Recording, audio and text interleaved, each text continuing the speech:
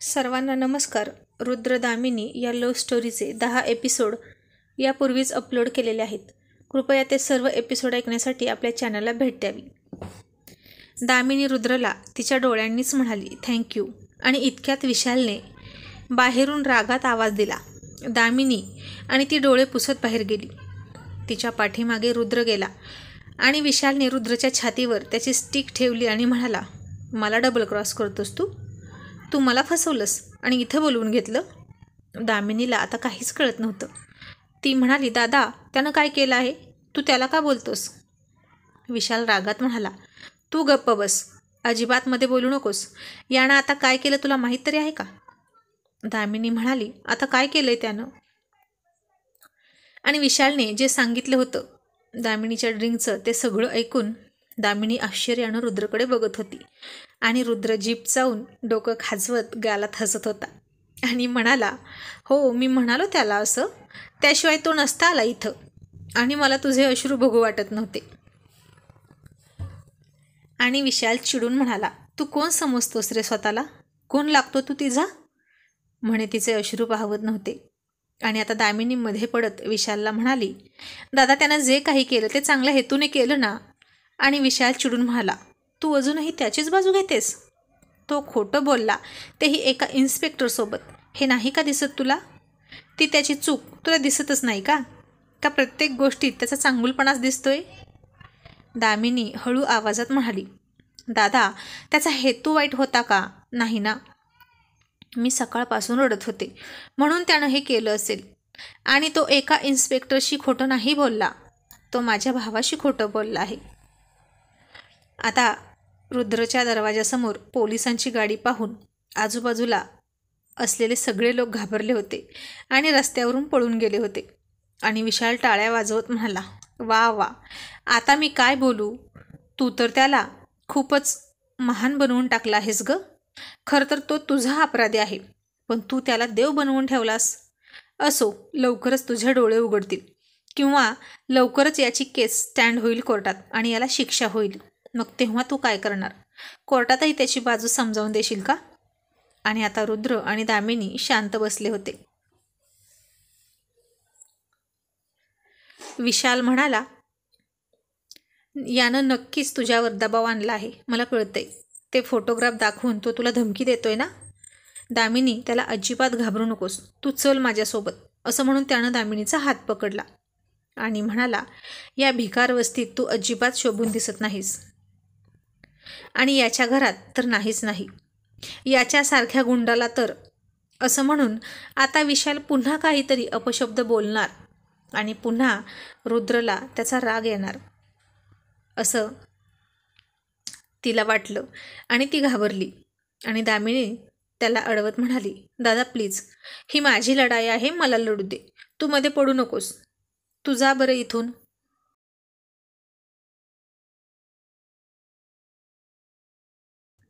आणि विशाल चिडून म्हणाला, मला ही हौस नाही या कबाडखान्यात यायची. तुझ्यासारखं कमळ या कसल्या दलदलीत येऊन फसले काय माहीत. तू माझी बहीण नसतीस तर तुझं काहीही झालं असतं तरी मी आलो नसतो. पण तुझ्या अशा वागण्यानं आपल्या घराची अब्रू मात्र वेशीवर टांगली जात आहे. असं म्हणून त्यानं तिचा हात सोडला आणि तो चिडून निघून गेला. आणि दामिनीचे पुन्हा डोळे पाण्याने भरले. विशालची काय इच्छा होती हे तिला माहीत होतं. आणि रुद्र दामिनी घरात आले.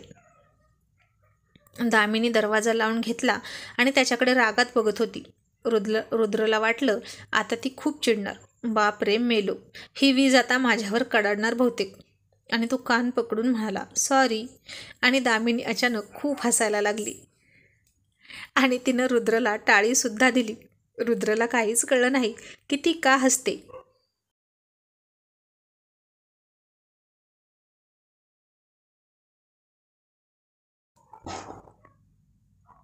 त्याचा गोंधळलेला चेहरा पाहून दामिनी म्हणाली, अरे तोंड बघ तुझं आरशात, किती घाबरतोस, मी काही तुला रागवणार वगैरे नाही.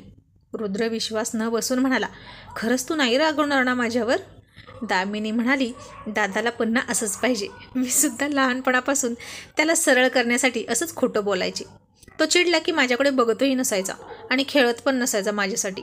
मग मी गुडघ्याला लाल रंग लावायचे आणि मुद्दाम पडले म्हणायचे आणि रडायचे आणि तो लगेच धावत यायचा आणि जे खोटं बोलण्यामुळं एखाद्याचं नुकसान होत नसेल ते खोटं नसतं रे, इतकं मला कळतं.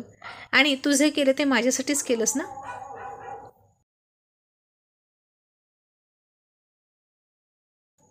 आणि रुद्र म्हणाला, कमाल आहे तुम्हा दोघा बहीण भावांची, एक उंदीर आणि दुसरं मांजर. दामिनी म्हणाली, अगदी असंच माझी आईसुद्धा म्हणते. आणि रुद्र म्हणाला, पण यातलं उंदीर कोण आणि मांजर कोण? दामिनी म्हणाली, मी उंदीर आणि तो मांजर. रुद्र म्हणाला, मांजर नाही, बोका आहे तो. आणि दामिनी आणखीनच हसली. रुद्र तिला म्हणाला, दामिनी तू मला किती समजून घेतेस. दामिनी म्हणाली, आणि तू माझ्यासाठी किती काय काय करतोस. माझे अश्रू तुला बघवले नाहीत म्हणून हे केलंस ना.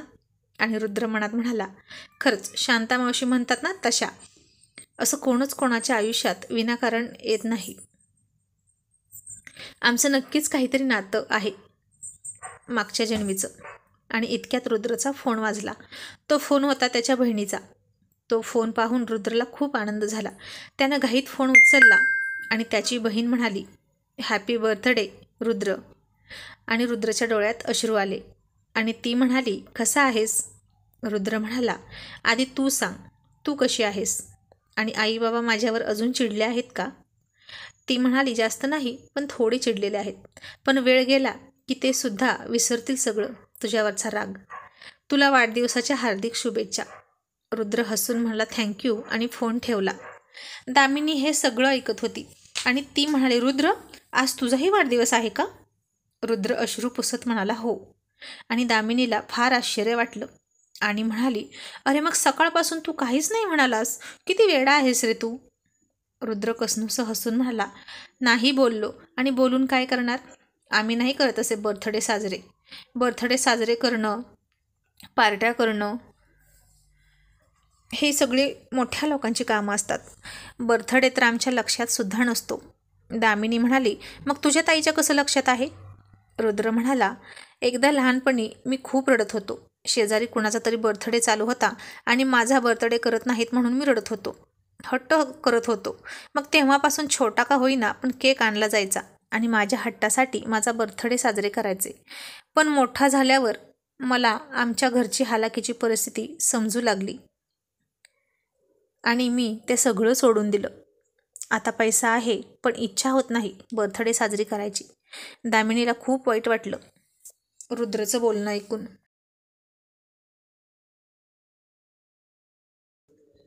त्यांचे वाढदिवस तर त्यांच्या लहानपणीपासून खूप धूमधडाक्यात साजरे व्हायचे. आणि ती म्हणाली, रुद्र पण आता आपण करूया ना सेलिब्रेट तुझा बर्थडे. तो म्हणाला, नको, गरज नाही. ती हट्ट करत म्हणाली, ते काही नाही, मी तुझं अजिबात ऐकणार नाही. एकतर वर्षातून एकदा हा दिवस येतो आणि तो असा लपवून ठेवायचा का. विशाल दादाच्या बर्थडेला किती मोठी पार्टी असते आणि माझ्याही बर्थडेला. आम्ही आईबाबांची ॲनिव्हर्सरीसुद्धा खूप धूमधडाक्यात साजरी करतो. दामिनी आता खूप उत्साहात बोलत होती आणि ती त्याला म्हणाली, ये इथे बस, आज मी तुला ओवाळणार. रुद्र म्हणाला, नको दामिनी, राहू दे. दामिनी आता ऐकतच नव्हती. तिनं त्याचा हात पकडून त्याला कॉटवर बसवलं आणि त्याचं औक्षण केलं. रुद्र आता तिच्या डोळ्यात पाहत होता आणि ती रुद्रच्या डोळ्यात पाहून हसत होती.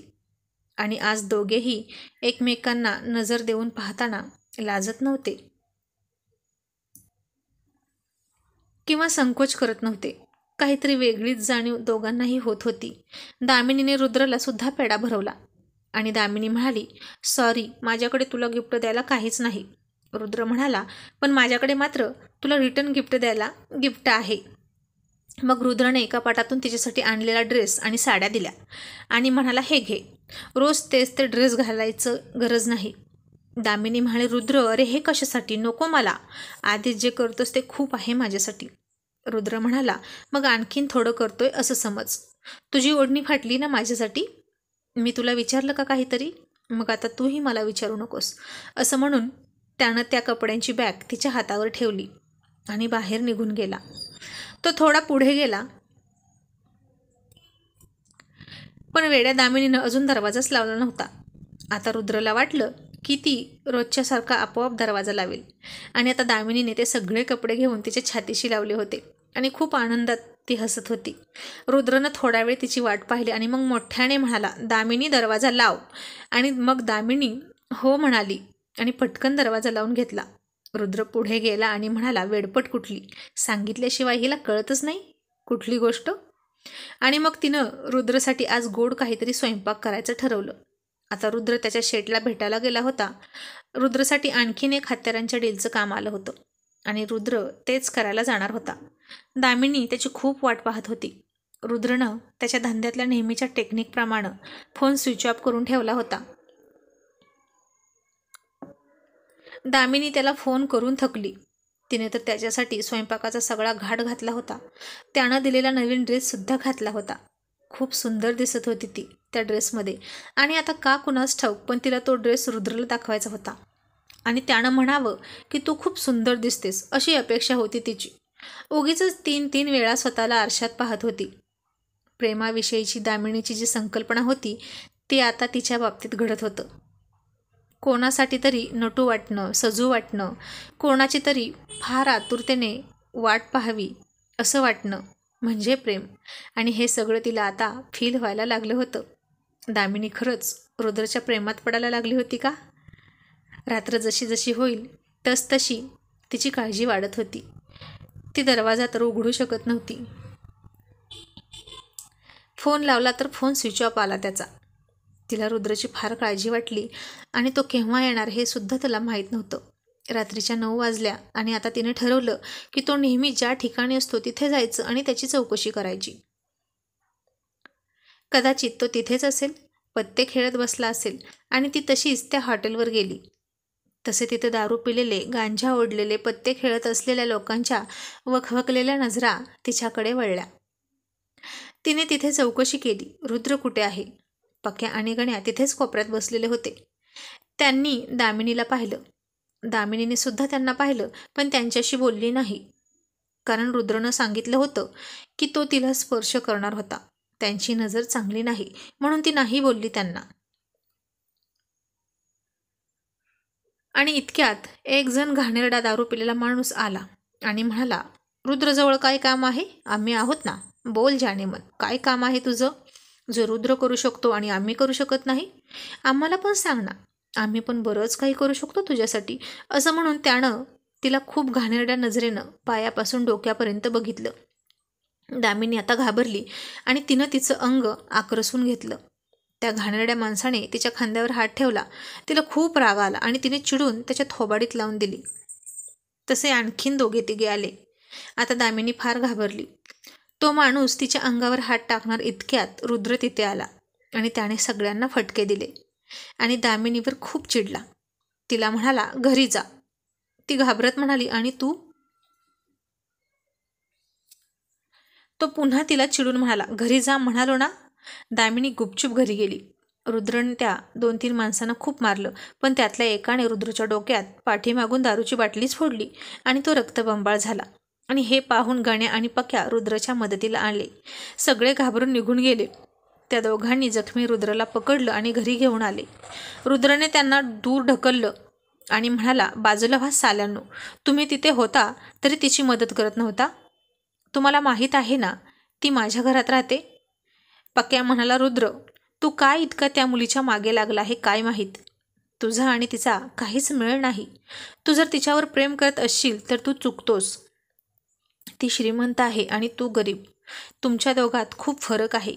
ती इथं तिच्या मर्जीने येऊन राहत आहे. ती तिच्या मर्जीनं जरी इथं असली तरी तिचा नक्कीच यामागे काहीतरी प्लॅन असेल. बघच तू.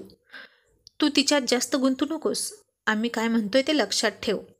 बोलत बोलत ते घरी आले. रुद्रला दरवाजात सोडला आणि निघून गेले. दामिनीने दरवाजा उघडला. ती त्याचा कानोसा घेतच होती की तो कधी येतोय घरी. त्यानं आवाज न देता सुद्धा तिनं दरवाजा उघडला आणि तो पुन्हा चिडला. तिच्या हाताला पकडूनच तिला घरात आणली आणि कॉटवर फेकली आणि चिडून म्हणाला, तुला शहाणपणा करायला कोणी सांगितलं होतं? का गेलीस तू तिकडं? ती रडत म्हणाली, तू घरी येत नव्हता. मला तुझी काळजी वाटत होती म्हणून मी गेले होते तुला पाहायला. आणि हे ऐकून तो थोडा शांत झाला. आता या सगळ्या रागात आणि गोंधळात त्याचं लक्षच नव्हतं की दामिनीने त्यानं आणलेला ड्रेस घातला आहे आणि ती खूप सुंदर दिसत होती. आणि मग तिनं त्याच्या डोक्याची जखम पाहिली आणि खूप घाबरली ते रक्त पाहून आणि म्हणाली, रुद्र अरे हे काय? झालं? रुद्र म्हणाला, काही नाही असं म्हणत गप्प बसला. आणि आता पुन्हा दामिनीने तिची तीच ओढणी फाडली आणि त्याला जवळ घेऊन हळद लावून ती ओढणी बांधली. आताही तिची छाती त्याला दिसत होती, पण त्याच्यावर काहीच परिणाम झाला नाही. तो चिडला होता. मग ती त्याला म्हणाली, मी तुझ्यासाठी जेवण बनवलं आहे, तुझा बर्थडे आहे म्हणून. आणि त्यानं तिची माफी मागितली आणि म्हणाला, सॉरी, मी चुकलो. तुला असं कॉटवर नको फेकायला हवं होतं. मी जरा जास्तच चिडलो. आणि आताही तिला त्याच्या वागण्याचा राग आलाच नाही. आणि ती म्हणाली, चिडला हे ठीक आहे, आणखीन काहीतरी दिसलं नाही का तुला? रुद्र म्हणाला, काय काय बघायचं आहे? आणि आता मात्र ती चिडली आणि मनात म्हणाली, इतकं पण दिसत नाही का की मी ड्रेस घातला आहे, बावळट कुठला. मग त्यांचं जेवण झालं. तो गुपचूप जेवण करत होता. घण्या आणि पक्याच्या बोलण्याचा विचार करत होता. खरंच हिचा काही प्लॅन तर नसेल ना इथे येण्यामागे? माझ्या विरोधात आणखीन पुरावे हवे असतील का हिला? या बहीण भावाचा काही प्लॅन तर नाही ना? कारण खूप हुशार आहेत दोघंही. नाहीतर मी इतका तिचा अपराधी असताना ती माझ्यासाठी इतकं करणं शक्यच नाही. आणि दामिनीसुद्धा गुपचूप जेवत होती, गाल फुगवून. त्यानं तिच्याकडे बघितलं नाही म्हणून. जेवण झालं आणि दोघेही झोपले. कुणीच कोणाशी बोलत नव्हतं. आणि त्यानं झिरो बल्ब लावला. त्या शांत मंद प्रकाशात खूप छान वाटत होतं त्यालासुद्धा. आणि अचानक तो उठला आणि तिला म्हणाला, दामिनी, झोपलीस का? दामिनी चिडून खूपच ठसक्यात म्हणाली, हो, नाहीतर रात्रभर जागून काय करू? वटवागळं मोजत बसू का? आता रुद्रला तिचं खूप हसू येत होतं आणि तो म्हणाला, खूप छान दिसतेस या ड्रेसमध्ये, हे सांगायचं होतं तुला. आणि ती पटकन उठून बसली आणि आनंद होऊन म्हणाली, मग सांग ना. आणि खट्याळ रुद्र म्हणाला, पण आता मला झोप आली आहे, गुड नाईट. असं म्हणून तो तिच्याकडे पाठ फिरवून झोपला.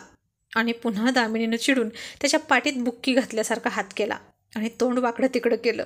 मग ती म्हणाली, एक मिनिट. तो म्हणाला की तू या ड्रेसमध्ये छान दिसतेस, हे तुला सांगायचं होतं. म्हणजे त्यानं तुला ऑलरेडी सांगितलं आहे की मी छान दिसते, म्हणजे त्यानं माझ्याकडे बघितलं. असं म्हणून ती खूप खुश झाली आणि खूप हसतच तिने डोळे मिटले.